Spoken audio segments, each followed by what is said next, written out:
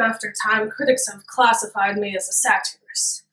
On the back of every book, they slap the label, Kurt Vonnegut's black humor, satiric voice, and incomparable imagination have captured America's yada yada yada. I have no idea what they're talking about. I went to Tralfamadore. I've been to San Lorenzo, and I met Vonnegut himself. I even took the nature cruise of the century on the Bahia de Darwin. I mean, sure, things got a little weird there, what with the de-evolution and whatnot. But still, no joke. I don't know what these people are talking about. So I'm here to set the record straight. I meant everything I said. I didn't mean to make any metaphors, hidden meanings, symbols. I wasn't trying to take any religious, political, or social stances. I simply slapped a label on my personal journals and shipped them off to a publisher. I swear these people think I'm much smarter than I really am. Kurt, stop, you're doing it again. Farewell, hello, my dear Tralfamadorian. What are you talking about? You're talking as if everything in your books really happened. But why it did? I mean, you're standing right here, aren't you? You're just imagining me. What? What on earth are you talking about? Kurt, please. You're here to host Saturday Night Live. Speaking of which, we've got a great show for you tonight, so stick around, we'll be right back. I'm the general of the war division somewhere here in America. As we gear up to fight again, I want to enlist your services in our service. I'm going to prove all the terrors of war you've heard about wrong. So now I'd like to introduce our very own primary source, Billy Pilgrim. So Billy, is it true you'll always be dodging bullets at the front line? No. Right! Myth debunked! But I did trek through Luxembourg in the winter without any boots and then captured by Germans. But being captured isn't that bad, right? It's kind of like a vacation. Well, I guess we had beds. Beds! A hot commodity, wouldn't you say so? Now, have a crack at this one, Billy. Innocent people aren't being killed, right? Well, one of our soldiers was shot for stealing a teapot. A war criminal! And justice was rightly served. Now, it's true, most people think that you can't move on after the war, but it's a fact that that's a myth. Billy, tell the folks at home what you do now. I'm an optometrist. A doctor! It does not get better than this! Well, I have PTSD, which results in vivid hallucinations. Hallucinations of what? Traveling in time. Time travel! A concept that was impossible before the war. How lucky are you? Well, not... Thank you, Billy! So, with an argument like that, how could you not want to enlist? Come on, come all, for the real spice of life is at war. Hi, I'm Natalie Hyvick, and I'm here to give you the weekend update. We're going to start off tonight with a very special guest, Vonnegut. He's here today to talk to us about Vonnegutism, a religion he founded, popular on the island of San Lorenzo. Welcome, Vonnegut. Thank you for having me, Natalie. So, tell us a little about Vonnegutism. Well, it's really this simple. It was a religion, just like all other religions, founded in order to give the San Lorenzen people hope. I see. Now, what about the religion gives the San Lorenzen people hope? Well, mostly the fact that it's based entirely on lies.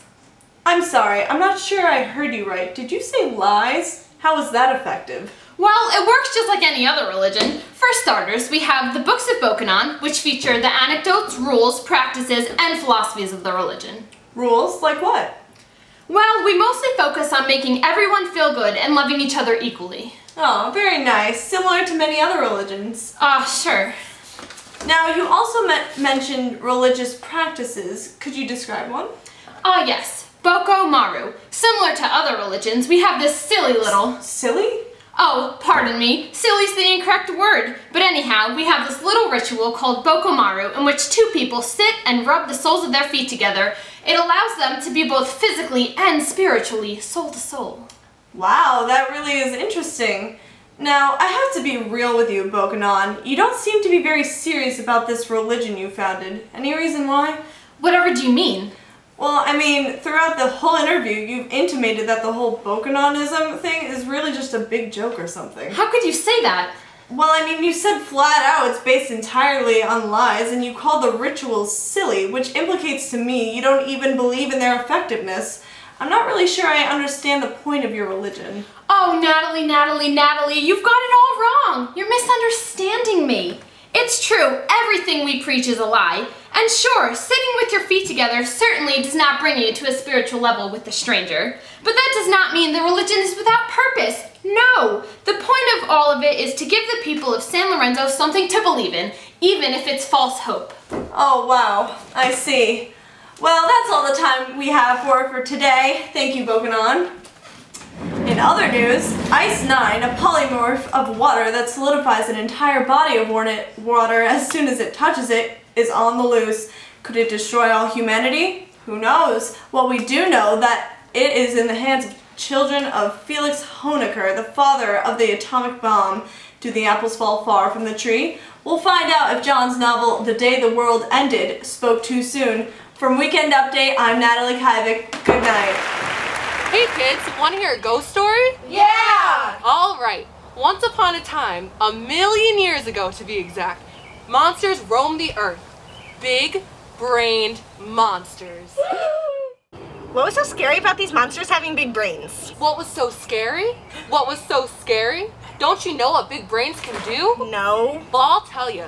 These monsters used to do horrible things to each other. Like what? Lie. I thought lying was just a myth. Well, you thought wrong. Each and every hour of each and every day, these monsters would lie to each other all across the world. What else did they used to do? They would invent things. What kind of thing? Weapons. What are weapons? Instruments used to kill each other. That's right. They even had a specific kind of weapon that the world had so much of, the click of a button could destroy the entire Earth. Nuclear. What else did the big brain monsters do? Alright, I guess I have time to tell one more story about the big brain monsters. These villains' brains were so big that they tricked them into believing that some big brain monsters were better than other big brain monsters. That's not even the worst part. The big brain monsters that thought they were better than the other big brain monsters used to force the other monsters to do work for them without any compensation. Slavery.